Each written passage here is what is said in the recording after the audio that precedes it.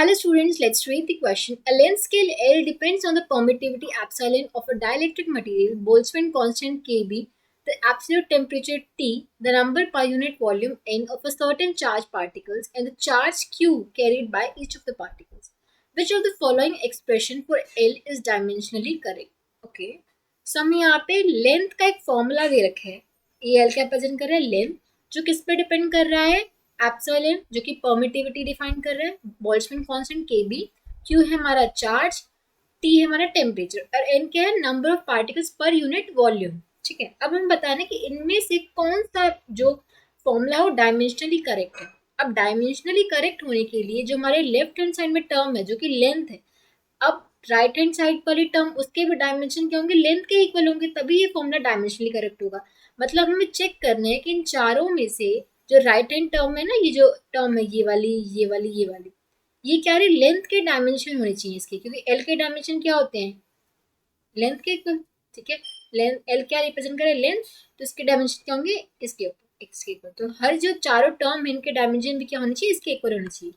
ठीक है, तो हम देख लेते हैं. अब देखो, एक तो टर्म है जो Q square by epsilon K B T, ये जो हमारी हर इक्वेशन में आ रही है ना, Q square divide by epsilon K B T.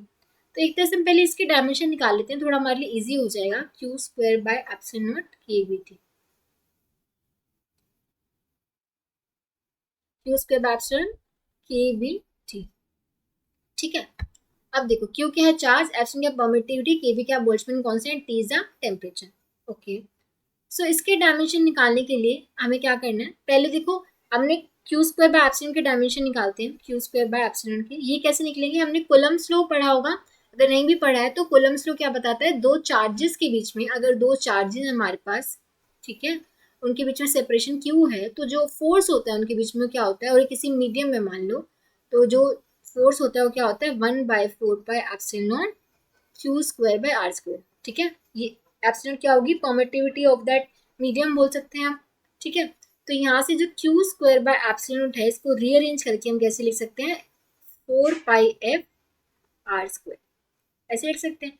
तो 4π जो होता है ये हमारा डायमेंशनलेस है. ये क्या होता है? डायमेंशनलेस, इससे कोई डायमेंशन तो नहीं है. ठीक है, तो यहाँ से हम क्यू स्क्वायर बाय एप्सिलॉन के डायमेंशन निकालना चाहें. 4π डायमेंशनलेस है. एफ क्या है? फोर्स, तो फोर्स के डायमेंशन क्या होते हैं हमारे पास? ml/t-2. और आर क्या है? डिस्टेंस, तो डिस्टेंस के डायमेंशन क्या होते हैं? एल, तो ये हो जाएगा L square because R square. तो यहाँ से क्यू स्क्वायर बाय एप्सिलॉन के डायमेंशन क्या आ जाएंगे? ml, यहाँ से एल स्क्वायर होगा तो एल क्यूब हो जाएगा. ठीक है, इसके बाद केबीटी, केबीटी के डायमेंशन कैसे निकालने होंगे? केबीटी के डायमेंशन निकालने के लिए एक और फॉर्मूला आपको पता होना चाहिए कि काइनेटिक एनर्जी ऑफ मॉलिक्यूल्स होती है ना. Kinetic energy of a molecule हम डिफाइन करते हैं, average kinetic energy of molecule हम डिफाइन करते हैं 3/2 केबीटी. अगर किसी ने नहीं पढ़ा है तो आप ये आगे पढ़ लोगे. अगर मे भी शायद आपने पढ़ा भी हो कि average kinetic energy of molecule होती है 3/2 केबीटी होती है. ठीक है, तो यहाँ से जो काइनेटिक एनर्जी की जो डायमेंशन होंगे, क्योंकि 3/2 तुम्हारा डायमेंशनलेस नंबर है, तो एक तरह से हम बोल सकते हैं जो काइनेटिक एनर्जी के डायमेंशन होंगे वो केवीटी के डायमेंशन के इक्वल होंगे, बिकॉज 3/2 तुम्हारा डायमेंशन है. सब काइनेटिक एनर्जी के डायमेंशन, हमें एनर्जी के डायमेंशन हमें पता है क्या होते हैं? ml/2t-2. और एनर्जी के डायमेंशन ये होते हैं, तो केवीटी के डायमेंशन भी यही हो. ठीक है, अब यहाँ से हमें इसके डायमेंशन मिल गए, तो ओवरऑल इस टर्म के डायमेंशन क्या होंगे? क्यू स्क्वायर बाय एप्सिलॉन के हमने डायमेंशन निकाले थे ml3t-2 डिवाइड बाय केबीटी के डायमेंशन क्या है हमारे पास? ml2t-2. यहाँ से एम से एम कैंसिल, t2-2 से t2-2 कैंसिल, l3/2 क्या है? l. तो इस वाली टर्म के डायमेंशन क्या है? l. और m क्या है हमारा? Number of particles per unit volume. मतलब मान लो कुछ नंबर है, number of particles divide by volume. ठीक है, n क्या रिप्रेजेंट करे? Number of particles per unit volume. तो नंबर ऑफ पार्टिकल्स ये तो कुछ नंबर होगा, तो नंबर तो डायमेंशनलेस होगा, उसके कोई डायमेंशन नहीं होंगे, तो हम लिख सकते हैं m0 l0 t0, क्योंकि ये तो नंबर है. और वॉल्यूम के डायमेंशन क्या होते हैं? l cube. जिससे जो n के डायमेंशन आ जाएंगे ना, n के डायमेंशन क्या आएंगे? l⁻⁻3. ये ऊपर जाएगा तो l⁻⁻3. ठीक है, n के डायमेंशन ये हो. अब हम वन बाय वन चेक कर लेते हैं कि किसके डायमेंशनली करेक्ट होगा. फर्स्ट वाले में देखो, मैं अगर फर्स्ट वाले में जाऊँ, जो फर्स्ट वाला है हमारे पास, उसमें हमें फॉर्मूला क्या दे रखा है? l. देखो ये दे रखा है. अब इसके डायमेंशन क्या होंगे? n के डायमेंशन क्या है? l के डायमेंशन हमारे पास कैपिटल L है जो हमें पता है, तो उस पूरी टर्म के भी L आने चाहिए. n के डायमेंशन हमें पता चले n-3 है, और Q square by epsilon K B T, इसके हमने डायमेंशन निकाल लिया एल है, ठीक है। तो एल माइनस सी इंटू एल क्या देगा, एल माइनस टू, और एन माइनस टू का स्क्वायर रूट क्या हो जाएगा, एल माइनस वन। तो इस पूरी टर्म के जो डायमेंशन आएंगे L two the power minus one आएंगे, जो कि करेक्ट नहीं हो सकते, बिकॉज लेफ्ट हैंड साइड में डायमेंशन एल है और राइट हैंड में एल टू माइनस वन आ रहा है, तो ये तो करेक्ट कभी नहीं हो सकता। फिर आप बी पे आओ, बी पे देखो ये टर्म चेक करो, तो देखो अब ये रेसिप्रोकल है ना Q square by epsilon KBT का, मतलब पहले क्यू स्क्वायर बाय अपने ऐसे था, अब Q square by epsilon KBT नीचे, मतलब इसको हम ऐसे लिख सकते हैं ना, one by N to the one by three Q square by epsilon not KBT, ठीक है। इसको हम ऐसे नीचे ले आए, देखते से अब ये टर्म ऐसे है। एन के डायमेंशन क्या थे हमारे पास, एन के डायमेंशन क्या थे, एल माइनस थ्री, तो एल माइनस थ्री की पावर क्या हो जाएगा, वन बाय थ्री, और स्क्वायर रूट तो इस पूरी टर्म पे, और Q square epsilon bye KBT की डायमेंशन क्या थे, एल, तो ये क्या आ जाएगा, one divide by L minus three की पावर वन बाय थ्री क्या हो जाएगा, एल, ठीक है, एल माइनस वन हो जाएगा इंटू में एल, तो ये क्या आ जाएगा, L minus one into L, तो एल क्या जीरो हो जाएगा, तो वन ही आएगा, तो ये वन आएगा। तो मतलब एक तरह से ये वाली जो टर्म आ रही है वो डायमेंशन लेस आ रही है, डायमेंशन लेस। तो ये तो नहीं हो सकता, बिकॉज लेफ्ट हैंड साइड में डायमेंशन एल है और राइट हैंड साइड में डायमेंशन लेस आ रहा है, तो ये भी नहीं हो सकता फॉर्मूला, ये भी इनकरेक्ट हो गया।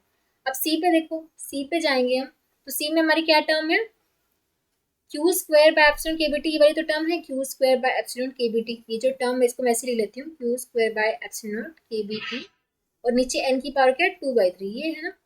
तो Q square by epsilon KBT के डायमेंशन क्या हो गए, एल, और एन डिवाइड बाय एन की पावर टू बाई थ्री है। अब एन के डायमेंशन है हमारे पास एल माइनस थ्री, तो उसकी पावर हो जाएगी टू बाई थ्री, तो ये हो जाएगा L divide by L minus three की पावर टू बाई थ्री करेंगे, तो ये क्या आ जाएगा, मल्टीप्लाई करोगे पावर को, तो ये हो जाएगा एल की पावर माइनस टू, ठीक है। तो ये ऊपर जाएगा तो ये हो जाएगा एल की power three, L minus two ऊपर जाएगा तो एल की पावर क्या हो जाएगा, थ्री, तो एल की पावर थ्री स्क्वायर रूट करके क्या आएगा, एल की पावर थ्री बाय टू। तो ये एल के इक्वल तो नहीं आ रहा, हमारे लेफ्ट हैंड साइड में क्या था, एल, इसके डायमेंशन एल आनी चाहिए थी, लेकिन क्या आ रही है, एल की पावर थ्री बाय टू, तो ऑप्शन सी भी करेक्ट नहीं हो सकता। अब डी में चेक कर लो, डी में करोगे तो Q square by epsilon KBT की डायमेंशन तो क्या है, एल, और एन की डायमेंशन क्या थी, एल क्यूब, तो एल क्यूब की पावर वन बाय थ्री हो जाएगा, जिससे सॉल्व करने पे क्या आएगा, ऊपर एल, नीचे एल क्यूब की पावर वन बाय थ्री क्या आएगा हमारे पास, एल क्यूब की पावर, सॉरी एल की पावर हमारे पास क्या आया था, माइनस थ्री था ना,